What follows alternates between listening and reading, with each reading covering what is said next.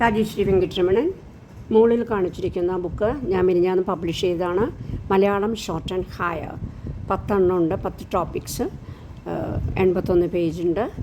അതിൻ്റെ എല്ലാത്തിൻ്റെയും മാറ്ററും അതിൻ്റെ ഔട്ട്ലൈനും അതിൽ അടങ്ങിയിട്ടുണ്ട്, എഴുതിയിട്ടുണ്ട്. വേണമെന്നുള്ളവർക്ക് ഡിസ്ക്രിപ്ഷൻ ബോക്സിൽ നമ്പറുണ്ട്. ഓർഡർ ചെയ്താൽ ബുക്ക് അയച്ചു തരുന്നതാണ്.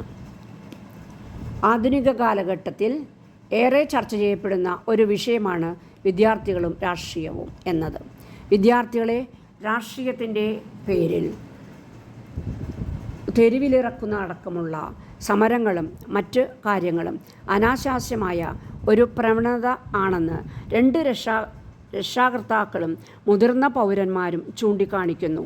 ഉയർന്ന രാഷ്ട്രീയ നേതാക്കന്മാർ മറ്റൊരു അഭിപ്രായമാണ് മുന്നോട്ട് വയ്ക്കുന്നത്. വിജ്ഞാനം നൽകുന്നതിലും സ്വീകരിക്കുന്നതിലും ലോകരാഷ്ട്രങ്ങൾ വളരെ മുന്നിലാണ്. അനുദിനം രാജ്യത്ത് നടക്കുന്ന കാര്യങ്ങൾ അറിയുന്നതിനും രാജ്യത്തിൻ്റെ ഭാവി സുരക്ഷിതമാക്കുന്നതിനും വിദ്യാർത്ഥികൾ രാഷ്ട്രീയം പഠിക്കണം. അതുകൊണ്ട് കലാലയ രാഷ്ട്രീയം അനാവശ്യ വസ്തുതയല്ല. ഇതാണ് അവർ ചൂണ്ടിക്കാണിക്കുന്നത്. ആലോചിച്ച് നോക്കിയാൽ ഇരുവശത്തു ഉള്ളവരുടെ ഭാഗത്തും ഏറെക്കുറെ ശരികളുണ്ടെന്ന് കാണാം. പഠിക്കേണ്ടുന്ന വിദ്യാർത്ഥി രാഷ്ട്രീയത്തിൻ്റെ ചുവട് പിടിച്ച് പഠനം കളയേണ്ട വസ്തുതയുണ്ടോ എന്ന് ആദ്യം പരിശോധിക്കാം. ജനാധിപത്യ വ്യവസ്ഥയിൽ വിദ്യാർത്ഥി ആയിരിക്കുമ്പോൾ തന്നെ രാഷ്ട്രീയ ബോധവും ഉൾക്കാഴ്ചയും ഉണ്ടാവുന്നത് നല്ലതാണ്. വിദ്യാർത്ഥിയിൽ രാഷ്ട്രീയ ബോധം വളരണമെന്ന് വച്ചാൽ രാജ്യത്തിൻ്റെ രാഷ്ട്രീയ വിഷയങ്ങൾ വിദ്യാർത്ഥികൾ കൈകാര്യം ചെയ്യണം എന്ന് അർത്ഥം ഇല്ല. വിദ്യാർത്ഥികൾ പഠനം കളഞ്ഞ് രാഷ്ട്രീയത്തിൻ്റെ ചുഴിയിൽ അകപ്പെട്ട് തെരുവിൽ ഇറങ്ങി മുദ്രാവാക്യം വിളിച്ച് വിലപ്പെട്ട സമയം കളഞ്ഞാൽ ഉത്തരവാദപ്പെട്ട പൗരന്മാർ എന്ന നിലയിൽ അവർ രാജ്യത്തോട് നീതി പുലർത്തുക അല്ല ചെയ്യുന്നത്. പഠിക്കേണ്ട സമയത്ത് പഠിക്കുക തന്നെ വേണം. നമ്മുടെ കലാലയ രാഷ്ട്രീയം പരിശോധിച്ചാൽ എല്ലാ വിദ്യാർത്ഥി സംഘടനകളും ഏതെങ്കിലും രാഷ്ട്രീയ പാർട്ടികളുടെ പോഷക ഘടകങ്ങൾ ആണെന്ന് മനസ്സിലാകും. രാഷ്ട്രീയ സംഘടനയുടെ കൈവഴിയായി ഈ പോഷക ഘടകങ്ങൾ പ്രവർത്തിക്കുമ്പോൾ പലപ്പോഴും സംഘടനക്കാർ ഇവരെ കൊണ്ട് രാഷ്ട്രീയ മുതലെടുപ്പ് നടത്തുന്നതായി കാണാം. വിദ്യാർത്ഥികൾ രാജ്യത്ത് നടക്കുന്ന വസ്തുതകൾ മനസ്സിലാക്കുന്നത് നല്ലതാണ്. ഒരു പരിധിവരെ പ്രതികരിക്കുന്നതിലും തെറ്റില്ല. പക്ഷേ അധികാര രാഷ്ട്രീയത്തിൻ്റെ ചട്ടങ്ങളിലായി തെരുവിൽ ഇറങ്ങി നിയമം കയ്യിലാക്കുന്നത് ഒരിക്കലും നല്ല പ്രവണതയല്ല. കലാലയങ്ങളിൽ നാൾക്കുനാൾ വളരുന്ന വിദ്യാർത്ഥി പ്രശ്നങ്ങൾ ആക്രമ രാഷ്ട്രീയത്തിലേക്ക് പോകുന്നുവെന്ന് വസ്തുത മറക്കാതിരിക്കുന്നത് നല്ലതാണ്. കേരളത്തിൽ ഓരോ വർഷവും കലാലയ രാഷ്ട്രീയം മരണക്കളി വരെ നടത്തുന്നുണ്ട്. ഇതുകൊണ്ടാണ് വിദ്യാലയ രാഷ്ട്രീയം ഒഴിവാക്കണമെന്ന് ധാരണ ഉയർന്ന് വന്നത്. പ്രായപൂർത്തിയായ ഒരാൾക്ക് വോട്ട് ചെയ്യാനും തെരഞ്ഞെടുപ്പിൽ പങ്കുചേരാനും ഉള്ള അവകാശം ജനാധിപത്യത്തിൽ മൗലികമായ ഒന്നാണ്. പൗരൻ്റെ പ്രധാന അവകാശമായി ഇന്ന് അത് വിലമതിക്കപ്പെടുന്നു. തെരഞ്ഞെടുക്കുന്നവർക്ക് പ്രാധാന്യം കൈവന്നു. പക്ഷേ അധികാര രാഷ്ട്രീയം ഇവിടെ കളം മാറി ചവിട്ടി. ഭരണത്തിൽ ഇരിക്കുന്നവർ ജനാധിപത്യത്തിലെ ഈ നല്ല വശം മറന്നു. അവർ നിയമപരിരക്ഷയുടെ സുരക്ഷിതത്വം ഏത് കുൽസിത വൃത്തി ചെയ്യാനും മടിയില്ലാത്തവരായി.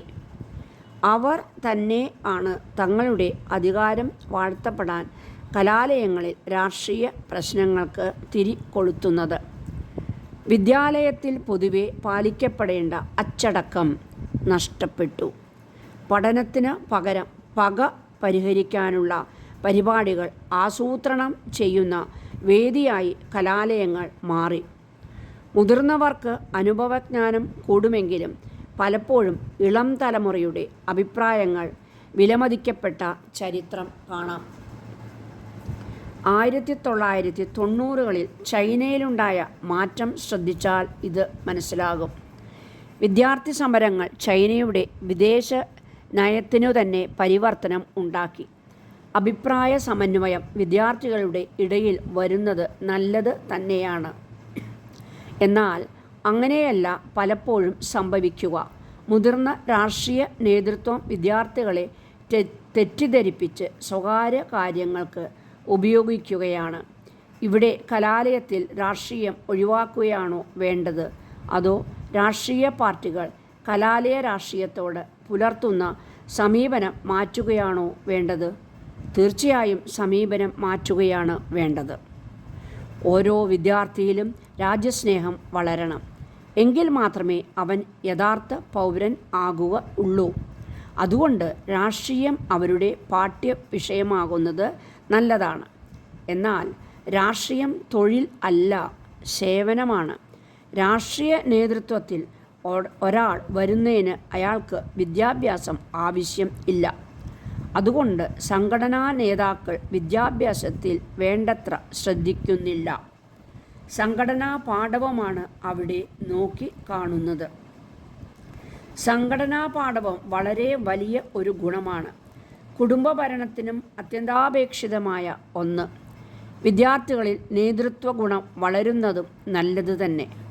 വിദ്യാർത്ഥികളിൽ പക്വത കുറയും. പ്രായമാണ് പക്വത നിർണ്ണയിക്കുന്ന ഒരു ഘടകം. അതുകൊണ്ട് തന്നെ വിദ്യാർത്ഥികൾ ഒരു പ്രശ്നത്തിൽ മുൻപിൻ നോക്കാതെ അതിലേക്ക് എടുത്ത് ചാടും. അത് ഒഴിവാക്കാൻ മുതിർന്നവർ ശ്രമിക്കണം. എങ്കിൽ കലാലയ രാഷ്ട്രീയം ഒരു പഠനക്രമം എന്നതിന് അപ്പുറം പോവുകയില്ല.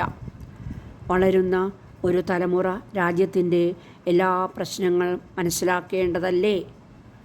തീർച്ചയായും ഭരണരംഗത്തും പൊതുരംഗത്തും നടമാടുന്ന അഴിമതികളെക്കുറിച്ചും സ്വജന പക്ഷപാതങ്ങളെക്കുറിച്ചും സാമ്പത്തിക നേട്ടം കൊയ്യുന്ന കർമ്മങ്ങളെക്കുറിച്ചും വിദ്യാർത്ഥികൾ അറിയുക തന്നെ വേണം.